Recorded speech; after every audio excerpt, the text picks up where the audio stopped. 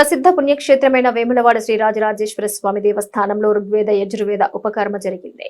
శ్రావణ మాసంలో వచ్చే శ్రావణ నక్షత్రం రోజున ఋగ్వేద బ్రాహ్మణోత్తములు, పౌర్ణమి నాడు యజుర్వేద బ్రాహ్మణోత్తములు నూతన యజ్ఞోపవీత ధారణ కార్యక్రమాన్ని నిర్వహించారు.